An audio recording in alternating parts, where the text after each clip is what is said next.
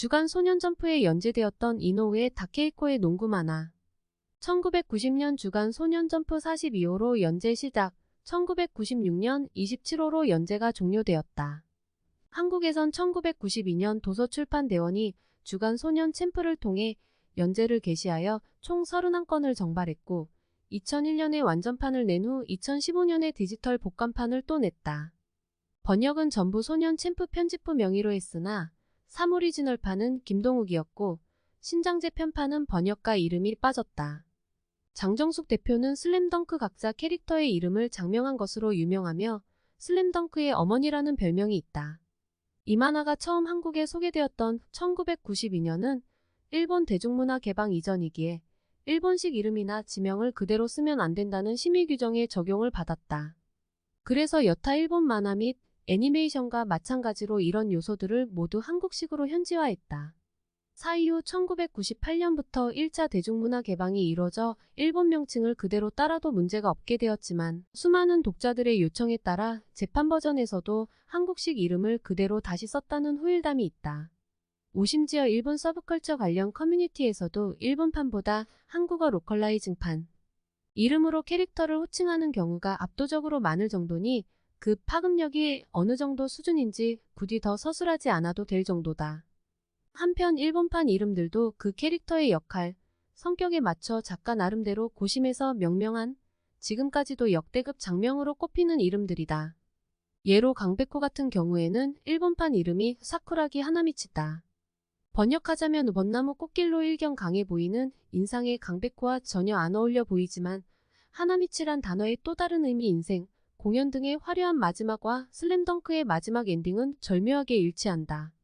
바쿠만에는 작중 만화가 주인공들과 편집자가 캐릭터 장명에 대해 논하던 중 기막히게 멋진 캐릭터 이름의 사례로 사쿠라기 하나미치와 루카와 카에데, 서태훈가 맨 먼저 꼽히는 장면도 있다. 이젠 슬램덩크 연재 시기에 만화를 읽은 세대만큼이나 넷플릭스에서 애니메이션판 등으로 접한 세대가 많아졌고 일본 문화가 자연스럽게 받아들여짐에 따라 로컬라이징 되지 않은 원작 이름으로 된 판본이 하나쯤 발매되길 원하는 수요도 점점 늘고 있다. 사실 카나가와현에 사는 강백호시나 SHOHOKU라고 쓰고 북산이라고 부르는 학교 이름 등은 현 구매층 대부분이 그 이름으로 처음 접한 세대가 많아 추억 보정으로 지지하는 것일 뿐 현지화한 인명과 그렇지 못한 지역명 등이 따로 놀기에 객관적인 시점에서 볼 때 분명히 어색하고 완성도를 해치는 요소이기 때문. 한국 정발판 번역 작업에 참여했던 장정숙 현 레드아이스 대표이사 측의 인터뷰에 따르면 캐릭터 이름들은 자신의 졸업 앨범에 나온 동기들 이름을 적절하게 조합해서 만들었다고 한다. 일본 스포츠 만화 사상 가장 폭발적인 인기를 끌었다. 여러 번의 재출판 및 발간이 방증하듯 일본과 한국에서 나이, 성별 불문 가장 널리 사랑받은 명작 중 하나다. 연재 종료 25년이 훌쩍 넘은 지금도 각종 명대사와 명장면이 숱하게 패러디되거나 모티브로 쓰이며 6후속판 제작 여부, 작가의 동향, 후속 줄거리 등이 지속적으로 화두가 될 정도로 단순히 만화라는 범주를 넘어 전반적인 아시아권의 대중문화에 미친 파급력 역시 엄청난 작품이다. 원작자 이노우의 다케이코가 농구에 대한 이해도가 높았고 본격적으로 제대로 된 농구 만화를 그리겠다 맘먹은 탓인지 당시로선 나름대로 개성을 다양하게 보유한 캐릭터들을 만화에 등장시켰다. 스몰 포워드 포지션의 경우 스윙맨 에이스로서 돌파와 풀업을 가리지 않고 득점을 쏟아내는 서태훈과 정우성을 시작으로 공수 토탈 밸런스가 매우 높으며 3점슛을 주무기로 쓰는 강력한 외곽 슈터 정대만, 속공 참여와 킥스리로 높은 기대 득점을 가진 남훈, 운동 능력이 딸리지만 사기적인 스팟업 슈팅과 높은 BQ 농구 IQ를 가진 신준섭, 반대로 슈팅이 떨어지고 신장이 작은 대신 운동 능력과 수비력이 부각되는 전호장, 포인트 포워드로서 1, 4번의 역할군을 모두 소화할 수 있는 윤대엽 등이 있다. 또한 같은 파워 포워드라도 공격에 특화된 황태산 및 강동준과 세로 수비 및 리바운드에 특화된 강백호의 스타일은 완전히 다르며 센터 포지션 역시도 고전적인 정통 센터인 채치수와 변덕규, 중거리 공격에 능한 스트레치호 타입의 성현준, 철저하게 리바운드에 특화된 정성구, 상대적으로 딸리는 힘과 높이를 노련함과 근성으로 커버하는 고민구, 3호번을 모두 소화할 수 있는 올라운드 빅맨 신현철, 기본기는 매우 떨어지지만 규격 외 사이즈와 체급으로 승부하는 거인 센터. 신연필, 전형적인 페인트 비스트형 센터인 김판석 등 다양한 스타일이 등장한다. 특히 작가 본인이 가드 출신이라서 그런지 자칫 키 작은 선수가 탑에서 볼만 뿌려주는 포지션으로 그려지기 쉬운 포인트 가드에 대한 묘사는 시대를 앞서 나갔다고 평가받는다. 슈팅을 비롯한 득점 툴은 빈약하나 뛰어난 핸들링과 스피드로 주전이 된 돌격형 포가 송태섭, 뛰어난 게임 조립 능력과 빠른 릴리스의 슈팅을 모두 가져 포워드 농구의 지휘자 및 득점 기반의 게임 체인저 역할을 동시에 수행할 수 있는 듀얼 가드 김수겸, 무지막지한 힘과 스피드를 앞세워 페네트레이션 및 킥아웃으로 게임을 풀어나가고 수비 코트에선 모든 포지션을 커버할 수 있는 슬래싱 플레이메이커 이정환, 뛰어난 비큐와 판단력 및 준수한 슈팅으로 정석적인 경기 운영을 보여주는 정통파 퓨어 포인트 가드 이명헌, 큰 풍채와 뛰어난 공격력으로 런앤건의 속공 핸들러 및 세컨드 서드 스코어러의 역할을 소화하는 나대룡 등이 그 예시. 또한 위에 포워드로 소개된 윤대엽 역시 필요하다면 포인트 가드로 뛰며 장신 메인 핸들러의 이점을 잘 살리는 선수이다. 앞서 언급한 이정환의 경우 극단적으로 볼 소유를 독식하는 대신 본인의 돌파 및 마무리 능력에서 비롯되는 그래비티로 수비를 소몰이하고 이어지는 킥아웃 패스로 외곽 슈터의 기회를 살려주는 전형적인 듀얼가드 플로어 제너럴 스타일이다. 2010-2020년대에 각광받는 헤비볼 핸들러들의 플레이 스타일을 90년대 농구 만화에서 다뤘던 셈으로 이는 센터 포지션에서 다재다능함을 뽐내는 신현철과 더불어 현대에는 곧잘 보이나 슬램덩크 현재 시기 기준으로는 별종에 가까운 유형이었기에 더더욱 작가의 상상력이 빛나는 부분이라고 볼 수 있다. 당시에는 포인트 가드의 퍼포먼스를 너무 과장하는 것 아니냐는 평도 적지 않았으나 2010-2020년대 현재의 농구는 핸들러 노름이라고 불릴 정도로 메인볼 핸들러들의 영향력과 활약이 중요시되기에 어찌 보면 성견지명이었던 셈. 팀 구성도 마찬가지로 1호번 8의 역할이 뚜렷하게 분화된 북산 가드 1명의 장신. 프론트코트 4명으로 구성된 상향 1번부터 5번까지 커버 가능한 4기급 1번과 2를 받쳐주는 5번 고민구를 제외하면 포지션 구별이 어려운 서포팅 캐스트 다수로 구성된 해남대 부속고 3, 5번의 강력함에 비해 가드진 2명이 좀 떨어져 3번이 메인 핸들러의 역할도 겸하는 능남, 수비와 리바운드 경합에선 무게감이 떨어지나 빠른 페이스로 선수 개개인의 득점력을 잘 살리는 풍전 등 각 팀마다 다양한 스타일로 구성돼 있다. 실제 농구인 출신이라는 작가의 역량이 드러난 부분. 경기 묘사 또한 상당히 현실적인데 물론 일본 고등학생의 경기치곤 수준이 너무 높긴 해도 현실에서도 구현할 수 있는 움직임들이며 트래시 토킹과 KBL에서 경기마다 나오다시피 하는 오심도 묘사된다. 9. 이 덕분에 농구를 직접 하는 것을 좋아하는 사람들에게 박스 원 10 또는 아이솔레이션 등 농구의 기본적인 전술, 그리고 페이드어웨이 같은 기술 등에 관해 알려준 만화이다. 농구를 아예 모르는 사람이라도 이 작품을 읽다 보면 대략적인 룰을 이해하는 게 가능할 만큼 농구 입문서로서 가지는 요소도 충실한 작품. 상술된 대로 일본 고교 농구의 레벨을 너무 높게 그린 점을 두고 비현실적이라는 이유로 까는 경우도 있는데 반대로 일본 고교 농구를 현실 그대로 그렸다면 과연 그게 재미있었을지를 생각하면 답이 나온다.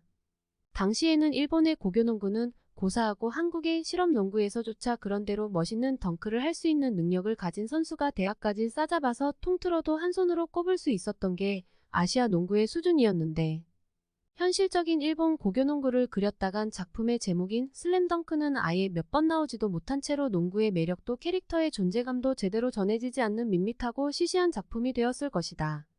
서태웅이나 윤대엽이 골민 노마크 찬스에서 작대기 덩크를 겨우 집어넣고선 멋진 대사를 날리는 모습을 대체 누가 보고 싶어 하겠는가. 11. 오히려 슬램덩크 이전까지 일본의 스포츠 만화는 아다치 미츠루 같은 예외를 제외하면 거인의 별이나 캡틴 츠바사처럼 만화적인 과장과 상상력이 극도로 강조된 작품들이 오히려 주류에 가까웠으며 그런 분위기가 실제 해당 종목에 대한 이해도와 리얼리티를 중시하는 흐름으로 전환되는 계기 중 하나가 슬램덩크이기도 했다. 즉 캐릭터의 매력을 극대화할 수 있는 초인적인 능력과 기술 등 만화적인 요소와 실제 스포츠의 매력을 작품 속에서 느낄 수 있는 리얼리티를 양립함으로써 두 가지 스타일의 매력을 모조리 포함하고 있다는 점이 본작의 장점이자 성공 요인이라고 할 수 있으며 이는 스포츠 만화 전반에 크나큰 영향을 끼쳤다. 이성에만 관심 있었던 양아치 강백호가 농구를 좋아하는 여학생 최소연에게 첫눈에 반해 다소 불순한 목적으로 농구부에 들었다가 농구에 눈뜨며 난생 처음 열정을 쏟아붓는 성장기를 그린 청소년 만화이다. 흥미로운 점은 이 성장이 단순한 교정 차원의 교육이 아니라는 점이다. 당시 1990년대라는 시대적 분위기를 감안했을 때 근성 스포츠 만화에서는 강백호와 같은 팀의 말을 멋대로 해석하는 천방지축 성격, 서태훈과 같이 자기만 생각하는 이기적인 독불장군형 성격, 아예 정대만 같이 쿠데타를 일으키는 반항아적인 사람은 성인이었다면 철저한 교정의 대상이거나 심하면 리그 전체와 극단적인 충돌을 일으키는 것으로 흔히 묘사된다. 하지만 슬램덩크에서는 제재되지 않는데 바로 이들이 한창 불타오를 청춘일 학생이기 때문이다. 그러기에 작품 배경상 이들의 행동이 작품 내외적으로 어느 정도 이해를 받고 시작하고 이들의 성장 과정을 자연스럽게 포함시켜 청춘 드라마를 완성한다. 강백호는 비록 돌출 행동을 하긴 하지만 엄연히 한 명의 선수로서 존중받으며 최종적으로 각자가 안고 있는 특징들이 장점 단점이 아닌 개성으로서 보존되므로 교정되거나 훼손되지 않고 존중되며 팀의 일원으로서 완전하게 융화된다. 12. 본 만화에서는 올바른 사상이나 교환은 강요되지 않지만 감독과 스포츠맨으로서 지향하는 기본적인 자세는 다루고 있다. 먼저 포기하는 순간이 끝이다라는 점은 감독과 선수를 포함해 작중 내내 중요한 사상으로 등장하고 있다.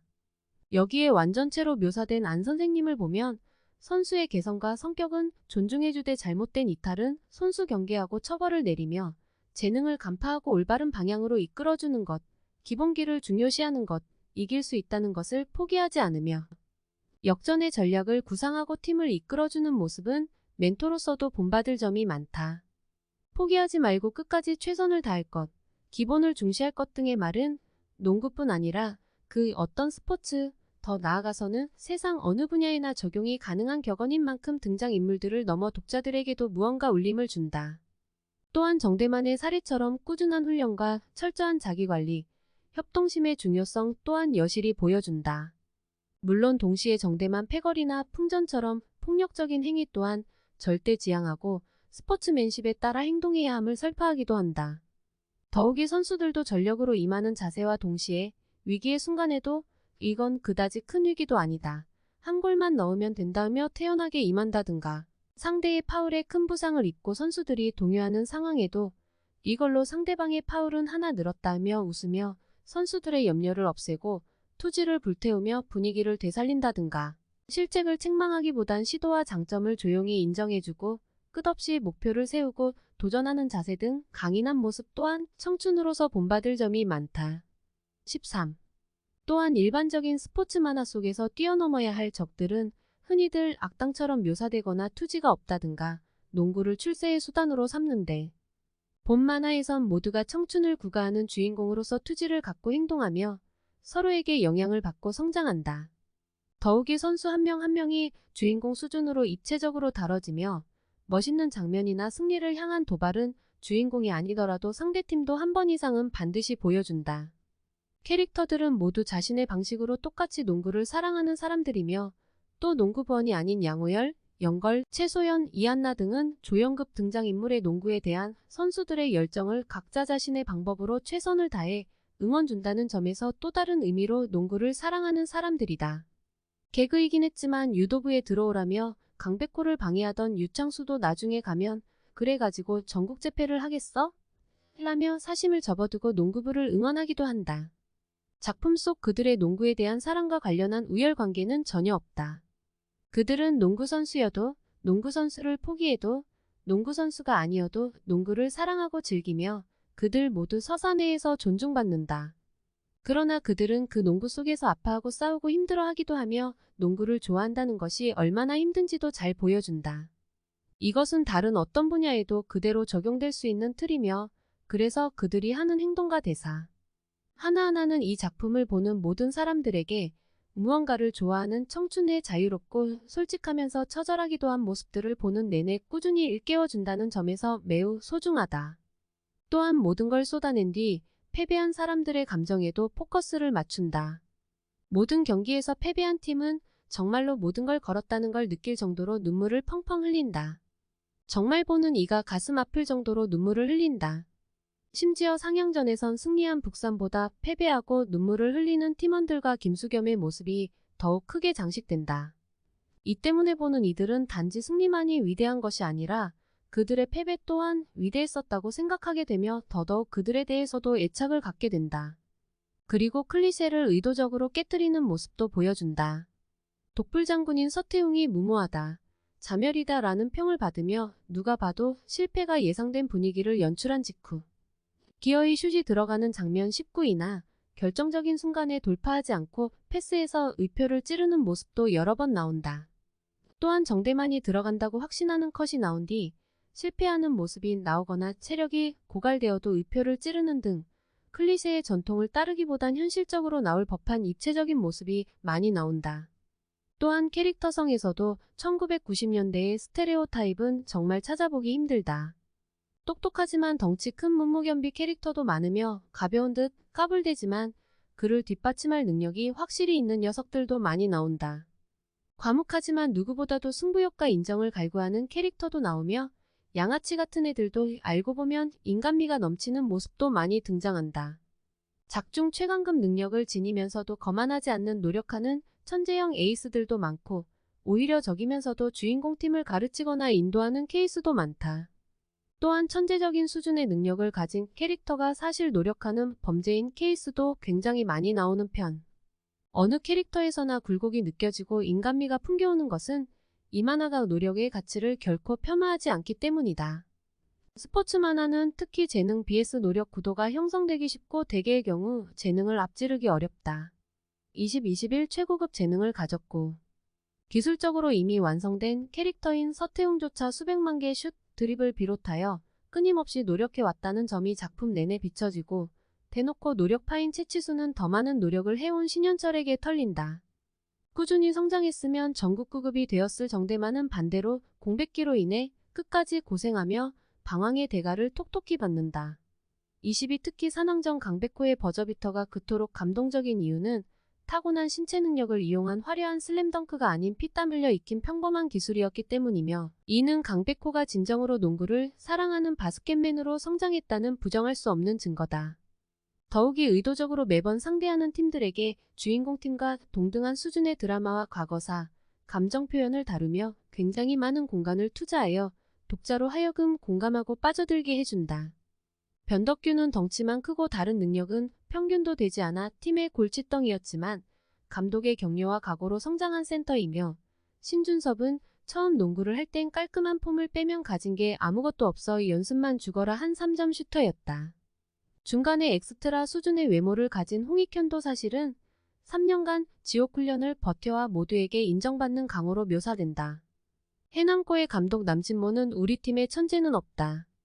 하지만 우리가 최강이다 라는 말을 하기도 한다. 이러한 점에서 승부를 떠나 농구를 사랑하는 모든 이들이 주인공이라는 감정을 보여주는 슬램덩크는 하나의 성장물로서 이상을 그리고 있다. 그렇기 때문에 슬램덩크에서는 당시까지 스포츠 만화가 흔히 빠지던 오류를 반복하지 않는다. 스포츠물을 출세를 위한 수단이나 자기 파멸적인 집착의 대상, 개인과 개인의 투쟁의 대리장으로서 만들지 않는 것이다. 23 어찌 보면 만화가 작중 전국대회 일정에 따라 종료되지 않고 특정 경기에서 종료되었다는 것도 이런 의미를 내포하고 있을 수 있다. 지금까지 클리셰를 부숴가며 진행해놓고 마지막에서 주인공 팀의 승승장구라는 클리셰로 돌아가버리는 것도 꽤나 이상한 모습이기도 하지만 작품 속 농구가 개인 간 투쟁이나 집착의 대상 혹은 출세의 수단이었다면 스토리 속에서 무슨 일이 생기더라도 당연히 보통 만화처럼 결승전까지 주인공과 그의 팀은 자기적으로라도 진출해야 하고 승리하여야 하나 슬램덩크에서는 이미 마지막 순간 강백호가 정말로 좋아합니다. 이번엔 거짓이 아니라고요. 라며 24 선언하듯 영감님의 영광의 시대는 언제였죠? 국가대표였을 때였나요? 난 지금입니다. 25라고 선언하듯 농구와 그 농구를 하는 순간들이 그들 모두의 순정이 되었기에 만화 내에서 그들의 우승이나 대회 순위는 상관이 없었고 어떤 경기에서 종료되어도 무방했던 것이다.